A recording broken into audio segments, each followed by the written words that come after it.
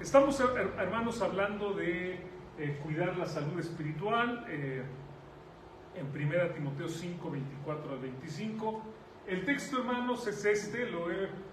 Este sería ya el tercer domingo, aunque no grabamos la primera sesión. Ese día no funcionó en internet, pero dice: los pecados de algunos hombres se hacen patentes antes que ellos vengan a juicio, mas a otros se les descubren después. Y en base a este pasaje, hermanos, vimos varias cosas. Hablamos de juicio, hablamos de la importancia de juzgarnos a nosotros mismos antes de que llegue el momento de que Dios nos juzgue, y de checar cómo está nuestra vida delante de Dios. Hablamos también del discernimiento, ¿se acuerdan? De poder discernir, de darnos cuenta. Hablábamos de esto el domingo pasado, de darnos cuenta primero quién soy yo, si de verdad yo amo a Dios, quién soy yo. ¿Se acuerdan que les decía que en el currículum nosotros nos vemos muy bien, verdad? En el papel siempre aparecemos con todas las mejores características, pero la realidad está debajo, como un iceberg. Y hablábamos también no solamente de tener discernimiento hacia nosotros, pero también hacia la gente. Es decir, les hablaba casos concretos. Por ejemplo, cuando un joven se va a casar, cuando una señorita se va a casar, discernir si esa es la persona adecuada, si esa persona de verdad ama a Dios y si esa persona de verdad es sincera. Y también, hermanos, hablamos de la responsabilidad, de que no podemos echarle la culpa a nadie de nuestros pecados.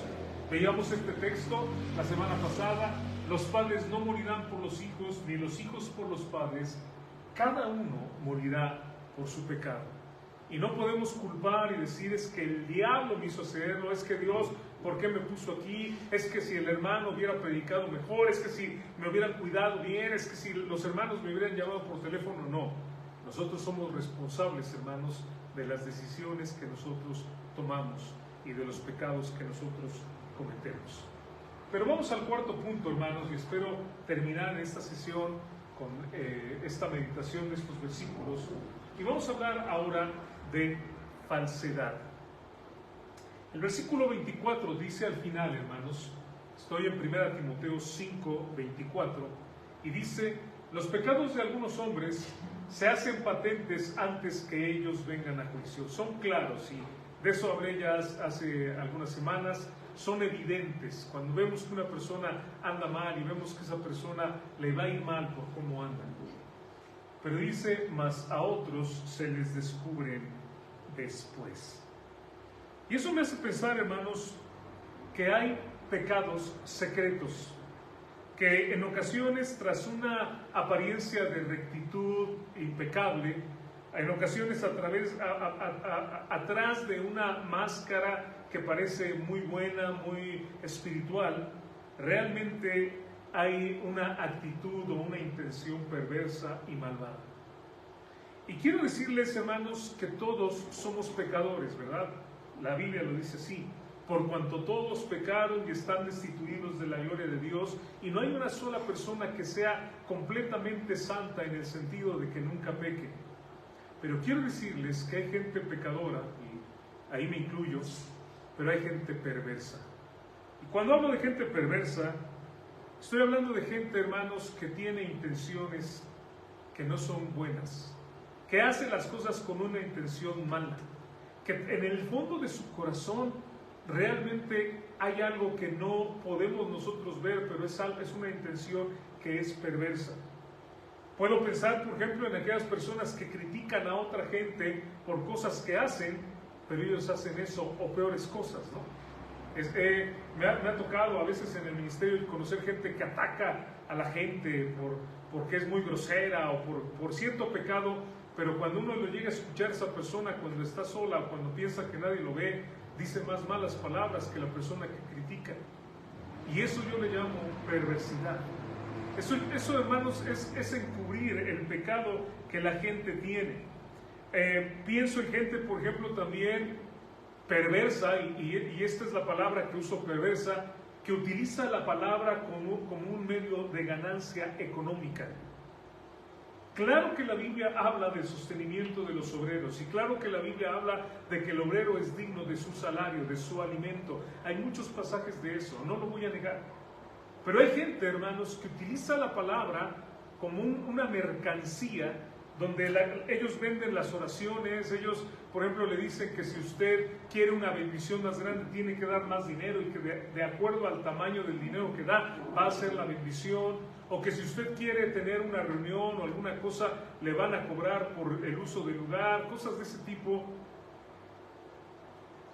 Y estoy pensando, hermanos, en gente que utiliza las cosas de Dios como una mercancía para ganar dinero. Eso es algo perverso. Eso es algo perverso. Y quiero decirles que nuestro deseo, tanto de Javier, de quienes compartimos la palabra en este lugar, de los hermanos que yo conozco, otros pastores, predicadores que aman a Dios, tenemos el deseo de compartir y predicar, aunque no recibamos nada, aunque no tengamos nada. Y de hecho, Javier y yo somos bivocacionales, ¿verdad? Somos profesores los dos y tenemos un medio de trabajo también. No quita eso la responsabilidad de la iglesia, pero lo que estoy diciendo, hermanos, aunque no recibamos nada, el deseo va a ser predicar la palabra de Dios. También puedo poner en esta categoría aquellos que no defienden las verdades bíblicas, o porque no las conocen, o porque no se quieren comprometer. ¿Y a qué me refiero?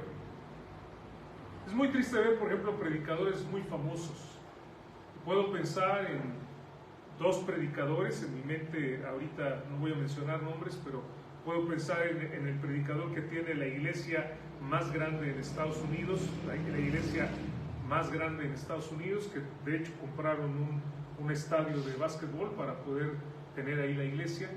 Y luego puedo pensar en otro que tiene también una congregación gigantesca en Monterrey, en México. Pero cuando les preguntan acerca del homosexualismo, cuando les preguntan qué dice la Biblia acerca del infierno, cuando les preguntan qué dice la Biblia acerca de temas, hermanos, que la Biblia es muy clara, ¿me explico? Podemos tener a lo mejor diferentes puntos de vista sobre algunas cosas. Podemos tener diferentes puntos de vista, inclusive podríamos reunirnos en días diferentes, hermanos, y no había problema, no tendríamos, decimos el primer día de la semana, el domingo, bueno, pero tal vez hay hermanos que pueden reunirse el jueves o el sábado y no hay ningún problema, ¿me explico? Pero hay cosas que la Biblia dice claramente, y estos predicadores, por miedo a que la gente se vaya, por miedo a que la gente los critica, no están dispuestos a decir la verdad. Creo que en el caso de ellos no es que no conozcan, sino es que no quieren comprometerse. Y cuando uno los escucha dando respuestas, es un balbuceo, empiezan a desviarse del tema, a darle vueltas al asunto y no llegan a nada concreto que dice la palabra de Dios. Pecados encubiertos. ¿Qué dice la Biblia al respecto de estos pecados? ¿Cuál es la actitud que debemos tomar? En el libro de Proverbios capítulo 28, en el versículo 13 dice: el que encubre sus pecados no prosperará, mas el que los confiesa y se aparta alcanzará misericordia. A veces, hermanos, por vergüenza, por orgullo, a veces por soberbia, no reconocemos nuestros pecados. No queremos reconocer lo mal que estamos. Duele quitarse la máscara y que nos vean con los defectos, dejar al descubierto de la gente lo horrible, las cosas horribles que hay en nosotros. Nos cuesta trabajo, y nos cuesta trabajo muchas veces, aun cuando Dios ha puesto la convicción en nuestro corazón. Y el hermano hablaba de perdonar, y ahora yo hablo de pedir perdón. Cuesta trabajo a veces decir: perdóname por esto que yo he hecho, perdóname.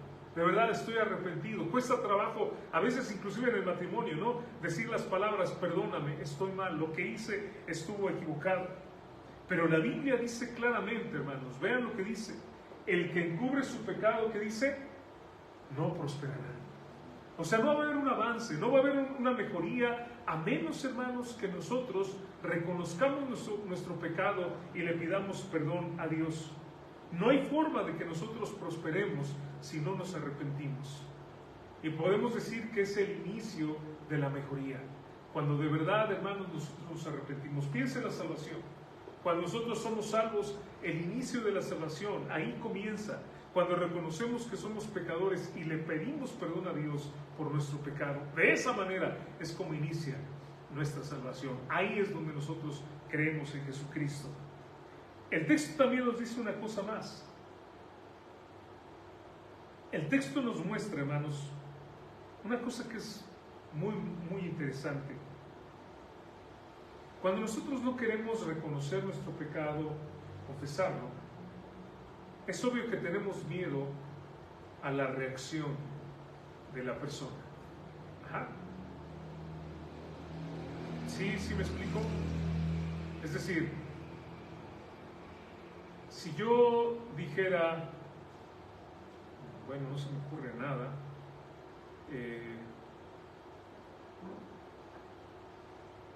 si yo dijera, te di aventón, Javier, pero la verdad esperaba que después tú me llevaras a tal lugar, ¿no? O sea, honestamente no lo hice de corazón, ¿verdad? Y esto no es verdad, o sea, estoy inventando algo, ¿verdad? Pero si yo le dijera a Javier, honestamente, no lo hice de corazón, perdóname, pero la verdad yo quería hacerlo para después tener algo de ti, ¿verdad? Que me regalaras una de tus lociones, hueles siempre bien suave, entonces, la verdad quería después pedirte que me regalaras una de tus lociones, ¿no? Pero yo no lo voy a hacer, ¿por qué, hermanos? Porque me da pena, ¿no? O sea, ¿cómo le voy a decir? O sea, él pensó que lo hice de corazón y yo no lo hice de corazón. Lo hice porque yo buscaba, como dicen, hoy por ti, mañana por mí. Ajá.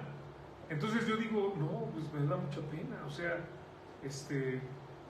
te ayudé, pero, o sea, ¿cómo me voy a ver? Y luego, si alguien lo escucha, ¿qué van a pensar de mí, no? El pastor, o sea, el pastor tiene ese corazón, pues ¿qué esperamos los demás, no? ¿Entienden lo que estoy diciendo? No nos atrevemos a decir a la pareja, por ejemplo, te mentí, porque a lo mejor nos van a dar caterene, ¿no? A lo mejor algo va a pasar, que vamos a decir, mejor no digo, mejor. Mucha gente, hermanos, de hecho, creo que ahí está la idea de la salvación por obras un poquito, ¿no? Un poquito ahí. Voy a tratar de mejorarme, ¿no? Voy a tratar de que no sepa nada de que le mentí, arreglo la cosa y ya cuando se enteren y, pues no fue así porque ya arreglé todo, ¿no? No hay ningún engaño, ninguna mentira. No nos atrevemos a confesar nuestro pecado porque pensamos en la reacción de la persona y cómo nos va a ir. Pero vean la sorpresa con Dios. O sea, por eso el amor de Dios es tan especial. Porque vean la sorpresa con Dios.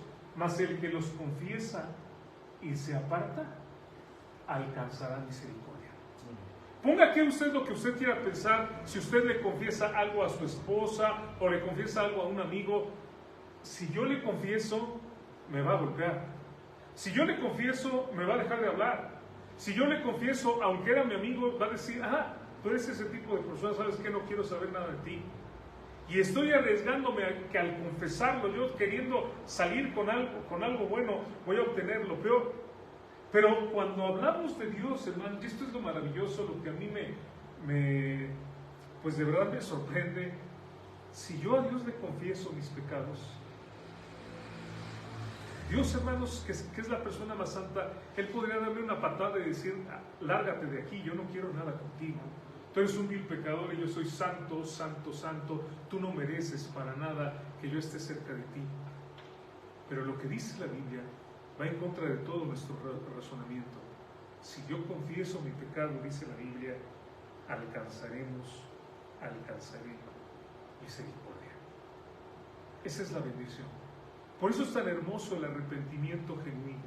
Y estoy hablando de un arrepentimiento genuino, ¿no? No estoy hablando nada más de palabras hacia afuera, como a veces cuando queremos salvar una situación, cuando somos descubiertos, bueno, discúlpame. A ver, espérate, ¿de verdad estás pidiendo disculpas porque lo sientes o sencillamente es otra de tus tretas, ¿verdad? Para seguir saliéndote con la tuya. Y el ser humano es así, tenemos que reconocer que así es el ser humano. Cuando vamos delante de Dios y tenemos un arrepentimiento genuino, alcanzamos, hermanos, misericordia. ¡Qué bendición! Vemos también, hermanos, que el arrepentimiento nos alivia a nosotros. Y hay un pasaje muy bonito en el Salmo 32, de los versículos 3 al 5, que me hace pensar en este cuadro de pecado, hermanos, como una enfermedad. Miren, vean lo que dice el texto. Mientras callé que mi pecado, mientras callé, se envejecieron mis huesos en mi gemir todo el día. Y el pecado, hermanos, es como una enfermedad que nos está carcomiendo, que nos está acabando y que nos está, como dice el texto, envejeciendo, acabando con nosotros. Porque de día y de noche se agravó sobre mí tu mano. Y de verdad, cuando hay un pecado en nuestra vida que no hemos confesado, cuando hay algo en nuestra vida de lo cual no le hemos pedido perdón a Dios y estamos pasando por las consecuencias de ese pecado, hermanos, es de verdad algo deprimente, es algo de verdad que nos provoca una ansiedad, que nos provoca un terror, que nos provoca un dolor en el estómago, en nuestra mente, en nuestro corazón, una ansiedad que no podemos respirar. Y es lo que está describiendo la palabra: de día y de noche se agravó sobre mí tu mano, se volvió mi verdor en sequedades de verano. Se volvió mi verdor en sequedades. Y he pensado mucho en esto, gente que hace lo malo, que no se arrepiente, cómo su rostro se empieza a deformar, ¿no? Y no me lo tomen a mal, hermanos, pero esa imagen que tenemos de el rostro de bruja, de verdad que empieza a obtenerlo la gente cuando hace maldad. No sé si ustedes lo han notado, pero se empieza a ver así el rostro feo, el rostro de la persona que hay pecado, y uno hasta da miedo, ¿no? Porque dice, caray, ¿por qué tiene esa cara tan fea, ¿no? Esos ojos tan feos. Se volvió mi verdor en sequedades de verano. Y después tenemos ahí Selah, la palabra que en un momento voy a hablar de esa palabra. Mi pecado te declaré y no encubrí mi iniquidad. Dije, confesaré mis transgresiones a Jehová, y tú perdonaste la maldad de mi pecado. Y nuevamente Selah o Shelah. El cuadro presenta el pecado como una enfermedad que nos agrava, nos avejenta, nos mata poco a poco, nos provoca ansiedad, depresión, insomnio, dolor. Todo esto es efecto del pecado. Pero cuando confesamos a Dios, hermanos, ¿qué hace Dios? Dice, confesaré mis transgresiones a Jehová, y tú perdonaste la maldad de mi pecado. Nos perdona, nos levanta, nos restituye. Hay algo, el detalle, hermanos, que quiero comentar precisamente, es la palabrita que está ahí, la palabra Shelah. Y esta palabrita, quiero darles, sabemos nosotros, y por ejemplo, me imagino que algunos de ustedes tal vez que la han estudiado o han leído acerca de esto, saben que es una palabra que significa una pausa, y que es una palabra que puede ser una notación musical, o sea, en una partitura, vamos a decirlo, musical, se pone como una pausa, como podríamos decir un compás de espera, ¿no? Pensaba en el canto de, ¿cómo se llama? El discípulo, oh Jesús, en pos de ti. Oh Jesús, ese momento, ¿verdad? Oh Jesús, bueno, a lo mejor lo han visto ahí en el canal de Keirazu, pero en ese momento, en pos de ti, hay una pausa. No hay sonido, no hay nada, y después continúa. Sin embargo, esta palabra, hermanos, no es solamente una pausa. Puede significar también un aumento de intensidad del volumen en una partitura musical.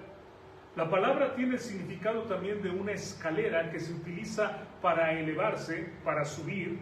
Inclusive también puede significar el paso de las aves en el cielo. Una ave que emprende el vuelo rápidamente y se va en el cielo. Ahora, yo quiero que ustedes vean, hermanos, dónde está ubicada esta palabra Shelah en el pasaje.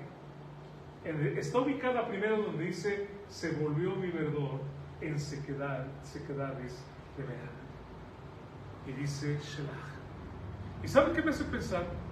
Que cuando mi vida está así, cuando mi vida está seca, cuando el pecado está carcomiendo mi vida, tengo que hacer una pausa y tengo que elevarme a Dios. Ese es el momento adecuado para decir, a ver, ¿qué está pasando?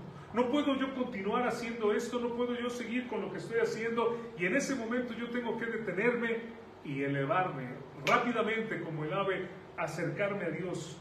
Cuando mi vida se ha agravado, cuando están los sequedales, debo de acercarme a Dios, reflexionar en lo que está sucediendo e ir a la presencia de Dios. La segunda vez que está la palabra Shelah es cuando dice, confesaré mis transgresiones a Jehová y tú perdonaste la maldad de mi pecado. ¿Cuándo debemos hacer una pausa y elevarnos a Dios? Cuando sabemos, hermanos, que hemos sido perdonados, cuando el Señor nos ha limpiado, cuando sabemos que hemos sido liberados de las cadenas del pecado. Es un momento para ir a Dios y darle las gracias a Dios por lo que Dios hace en nuestra vida.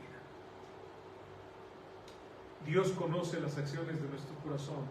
Dios conoce las intenciones de nuestro corazón. Él sabe lo que hay ahí, hermanos. Y es mejor que nosotros vayamos a Él y confesemos antes de que Dios nos confronte, porque al final Dios nos va a confrontar. Dice en el libro de Amós, capítulo 4, versículo 12, y leíamos hace un momento, ¿verdad? En Isaías 48, prepara tu casa, pero vean también lo que dice Amós en el 4:12, por tanto de esta manera te haré a ti, oh Israel, porque te he de hacer esto. Y luego que dice, prepárate para venir al encuentro de tu Dios, oh Israel. Y hermanos, tarde o temprano, en algún momento de nuestra vida nos encontramos con nuestro Dios, y en algún momento también cuando hemos de partir nos encontraremos con Él, y más vale que estemos preparados para ese momento. Malaquías 6:8 lo cantábamos la semana pasada.